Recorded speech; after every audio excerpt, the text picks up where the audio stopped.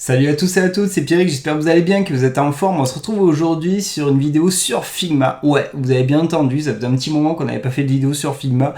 Mais là, je trouvais que c'était l'occasion parce que récemment, il y a le plugin de Freepik pour générer des images à partir de leur IA qui est sorti. Et je me suis dit que ça serait hyper intéressant que je vous le montre et qu'on puisse regarder ensemble ce que vaut ou pas ce plugin directement dans Figma. Allez, installez-vous confortablement et on va looker ça ensemble. Let's go! Bon, déjà, petit tour du propriétaire, c'est un plugin qui est gratuit. Alors, c'est pas illimité, comme vous pouvez le voir ici sur la bannière. Vous pouvez générer jusqu'à 16 images, mais il y a une petite feinte, c'est qu'à chaque fois que vous allez prompter, vous allez générer 4 images. Donc en gros, ça fait 16 x 4, on a 64 images par jour, qui est plutôt pas mal. Il y a pas mal d'IA qui sont sur ce principe-là, comme Leonardo, en fait, qui est utilisable gratuitement, parce que tous les jours, vous avez un certain nombre de tokens pour l'utiliser, et après, il faut attendre le lendemain pour que vous ayez la possibilité de pouvoir le réutiliser avec le réapprovisionnement des tokens.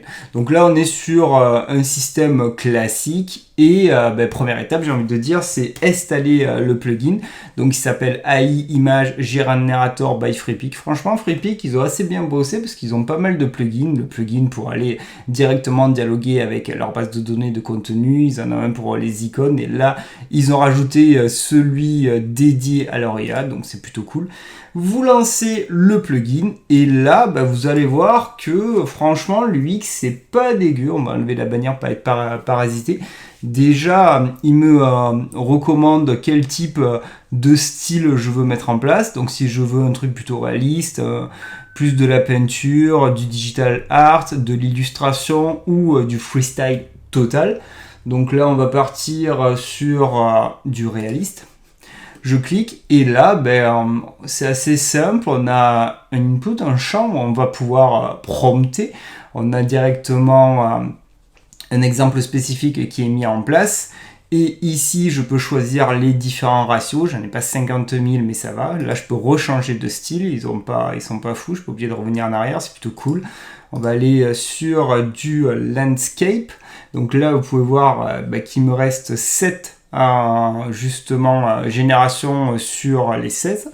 Donc on va aller sur un premier prompt. Alors moi au début j'aime bien tester avec des prompts pour des intérieurs parce que c'est un truc qui est pas très compliqué à mettre en place pour les IA et ça me permet assez rapidement de jauger et de juger la qualité de l'IA. Donc n'oubliez pas que l'IA des Freepik utilise en fond stable diffusion. Donc là, il me donne la possibilité d'aller pimper ou il me donne des recommandations au niveau du prompt. Mais là, je vais faire Make Magic. Et à partir de là, il va me générer 4 images à partir d'un seul prompt, comme on a l'habitude de le voir dans la plupart des IA. C'est pas forcément long. Et donc là, ils ont popé.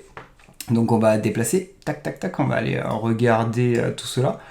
Et franchement, déjà, la résolution est assez intéressante. Donc, il l'a mis directement dans un bloc auto layout, en plus en utilisant la nouveauté de WAP. Donc, c'est plutôt cool. On voit que c'est un plugin qui est récent. Et franchement, par rapport au prompt, Interior Design of a Living Room Art Deco Style, je suis pas mal, franchement, ça nous évite de sortir de Figma pour aller générer des images. Donc il y a plusieurs plugins qui permettent de générer des images, il y en a pas mal qui sont payants, donc là j'aime bien l'idée, surtout comme je vous ai dit, certes on n'est pas illimité, mais par jour on a quand même 64 images, donc c'est plutôt pas mal. Ok, pour le premier exemple, validé, j'ai envie de dire, on va aller se faire un autre exemple avec un autre type de rendu. Donc celle-là, on peut la mettre là. Ça, est-ce qu'on en a besoin? On n'en a plus besoin, on a envie de dire. Ok, donc on va retourner sur Back to Prompting. Allez, et on va changer le petit prompt. Donc là, on va plus partir sur une illustration d'un style vectoriel. Donc flat illustration, un prof qui explique le concept d'une page web, donc explaining the concept of the web page, dashboard in the style of light navy, pink pastel, et après je dis softline, shape, dotted white background et gradient. Allez, make magic, rends-nous fou. Vous allez voir, c'est typiquement des choses que l'on voit très souvent en termes de rendu sur Adobe Stock, sur Freepik et sur n'importe quelle banque d'images avec ces fameux personnages. Voilà, tout à fait ça. On est plutôt bien. On va regarder ça ensemble. Donc là, on est sur la flat illustration. Et ouais, mais franchement, on est bien aussi, hein, franchement. Bon, c'est pas parfait, mais pareil, si j'aurais fait un prompt équivalent dans Midjourney ou dans n'importe quel IA, j'aurais des petites pétouilles, des petites retouches à faire, mais ça donne le ton, l'ambiance, la chromie est respectée par rapport au prompt initial. Donc là, franchement, je valide aussi. Bon résultat.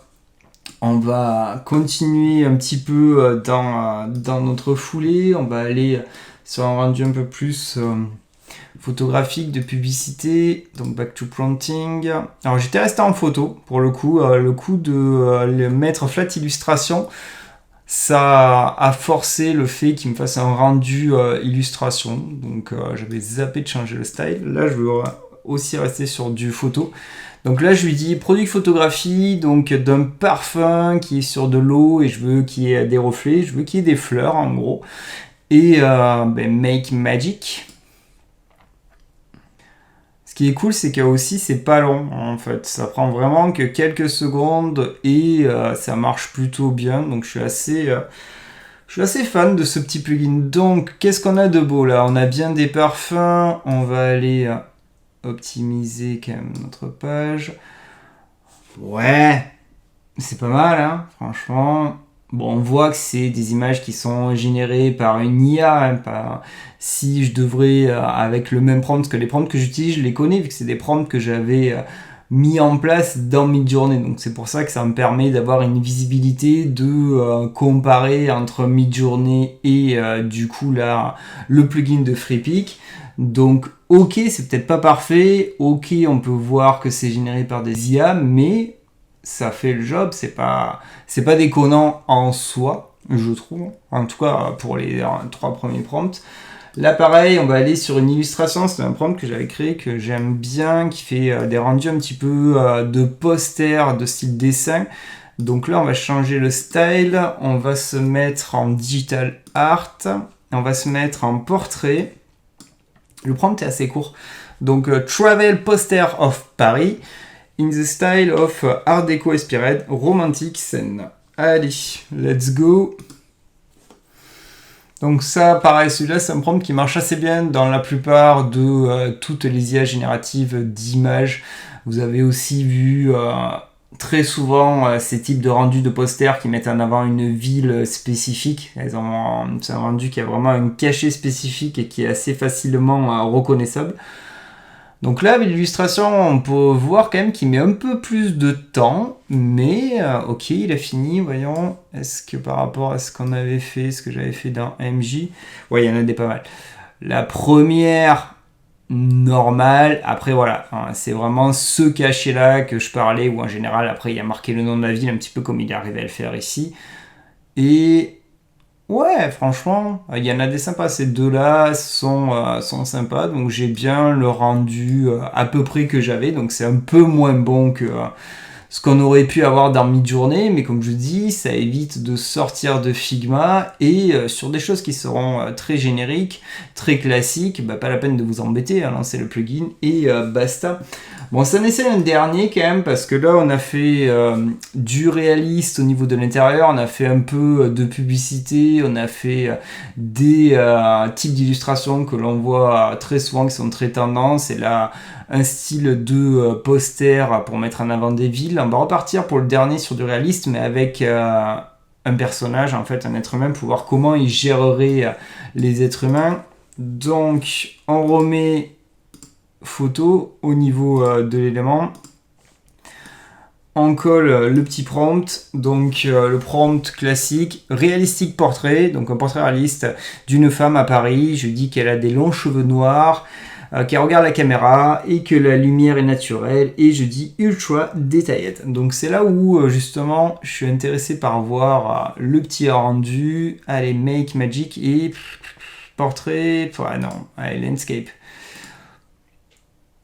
et on va voir si on a vraiment l'impression d'être face à un être humain, certes qui aurait été généré par une IA, ou si on voit de suite que c'est cramé, que c'est pas une vraie photo, c'est une IA. Alors, on va zoomer parce que là on peut pas trop juger. Bon, déjà c'est pas mal avec ce taux de zoom, enfin ça dépend lesquels. Ok. Bon, on voit que c'est fait par une IA. Au niveau des certains éléments, la peau est quand même assez smooth, assez trop lissée, mais celui-là est pas mal. Celle-là a des imperfections, pareil, on voit la peau est trop smooth, pareil. Donc c'est le coup de la peau qui le grille. Bon là, no way. Les yeux, c'est même pas la peine. Et là, ouais. Bon, au niveau des humains, ouais, l'utilisez pas au niveau des humains, parce qu'au niveau des humains, à moins de vraiment avoir du bol, parce que là, avec le taux de zoom que j'ai sur celle-là, pourquoi pas, mais les autres, c'est pas très crédible, c'est pas très cohérent. Après, de toute façon, comme tout IA, ça ne va faire que de s'améliorer avec le machine learning au fur et à mesure que des personnes vont utiliser le plugin et même l'outil, parce que c'est un outil que l'on peut avoir aussi utilisé sur internet. Je vous avais fait la vidéo quand c'était sorti justement, mais belle découverte. Je suis assez convaincu, et même moi, des fois quand j'aurai des petits visuels à ajouter à mes designs d'interface, au lieu de lancer Midjourney et d'aller à l'instant T dans Discord, parce que c'est que dans Discord, sur des trucs où je sais que cette IA me fera des résultats qui seront utilisables professionnellement, j'irai pas m'embêter à aller sur Discord. Je le ferai directement avec le plug, étant donné que je sais que je peux générer 64 images par jour, autant en profiter. Enfin, je sais pas ce que vous en pensez, vous me direz dans les commentaires comment vous trouvez le plugin de FreePic. Moi, je suis agréablement surpris, je le trouve assez sympa, il fait le job. C'est cool parce qu'on a tellement de solutions maintenant pour générer des images qu'il y a énormément de concurrence, et la concurrence, c'est bien parce que ça va permettre justement qu'ils ne cessent de se développer, de rajouter des nouvelles fonctionnalités. Donc vous allez voir que dans les semaines et mois à venir, là jusqu'à la fin de l'année, ça va être le feu total pour toutes ces IA génératives d'images. Bref, j'espère que cette vidéo vous aura plu. Si la vidéo vous aura plu, comme d'hab, faites-moi exploser les likes. Si vous voulez louper aucune autre des prochaines vidéos, vous savez où cliquer, la petite cloche en bas à droite, là, vous cliquez, comme ça vous êtes notifié quand je sortirai les prochaines vidéos. Et si vous aimez bien le travail que je mets en place et que vous kiffez bien la chaîne, abonnez-vous, comme ça on sera bien, petit à petit, on se fait une bonne petite communauté sur le design et les IA, et vous allez voir, après on va tout déchirer. Je vous souhaite une excellente journée, matinée, après-midi, soirée, peu importe au moment où vous regarderez la vidéo, mais dans tous les cas, prenez bien soin de vous, et je vous dis à très bientôt pour de nouvelles aventures. Allez, salut, ciao, ciao!